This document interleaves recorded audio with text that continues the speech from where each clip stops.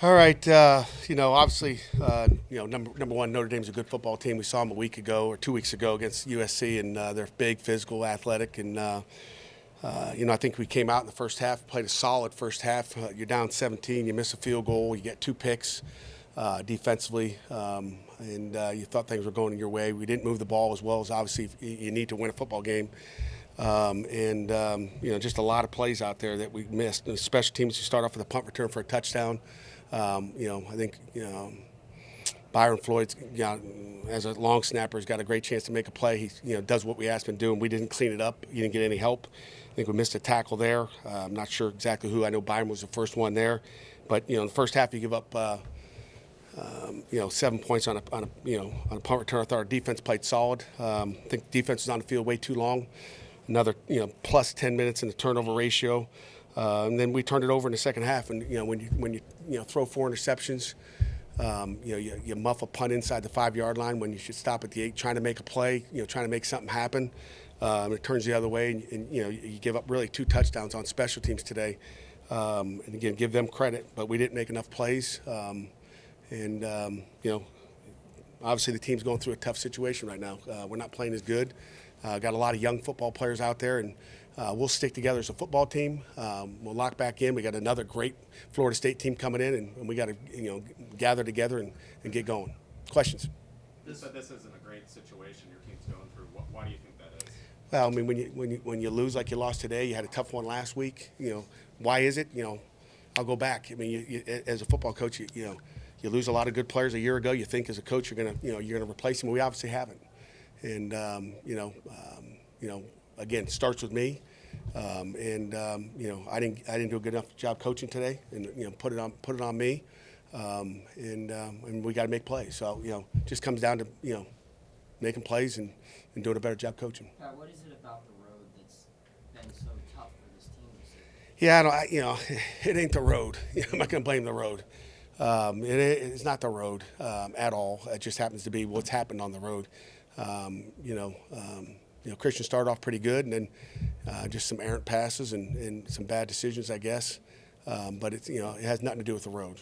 Has to do with us executing, us coaching, and making plays. In the second half, way too many missed tackles. And again, I give them credit. They got a big physical offensive line, and we didn't make the plays we needed to. You weren't able to score off of 2 interceptions you guys got early in the first half there. I mean, you mentioned some of that lack of execution by Christian. What do you think led to that lack of execution off of those turnovers? Again, I'll go back to just the first play. First play of the game, we get sacked, and there's a crossing route. If you go back and watch it, it's wide open. He doesn't see it. And again, there's some big dudes in front of you, and there's a lot of things happen out there. So it's just excuse me, just one thing after another, and snowballs a little bit. But we got to make plays, and they do a good job on defense. Give them credit. They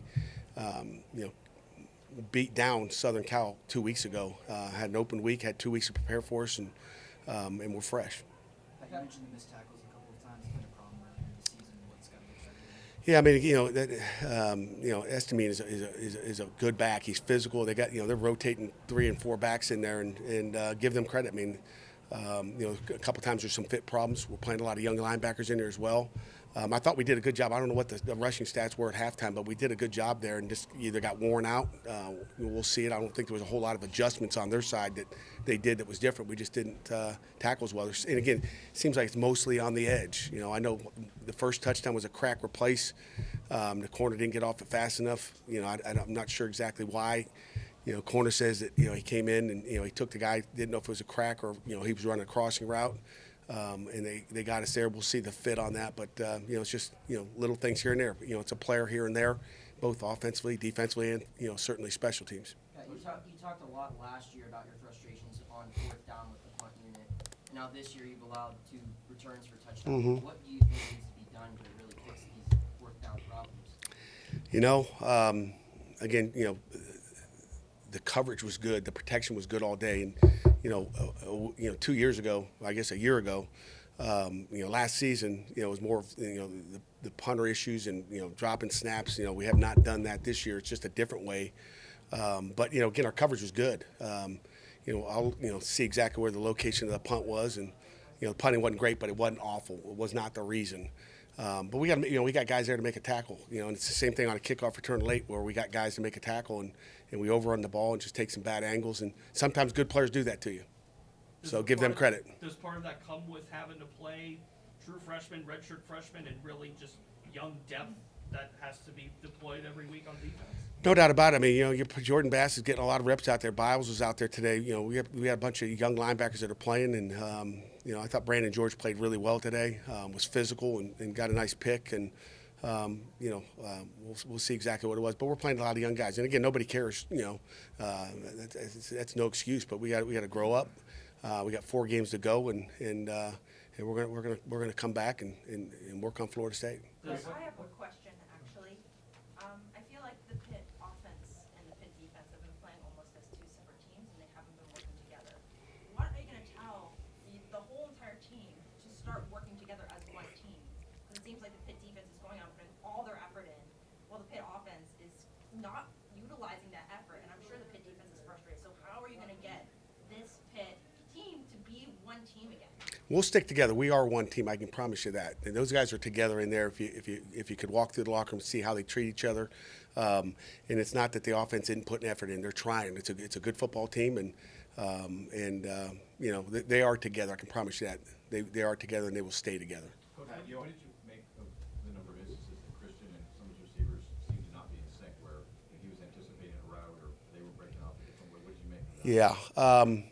And again, you see a couple of them out there. I don't know if it's exactly the routes or the quarterback just throwing it where it's not supposed to be. We'll see the details there and probably have a better answer on Monday. But we had opportunities. Jim, Noah, and Corey, and then we'll wrap it up.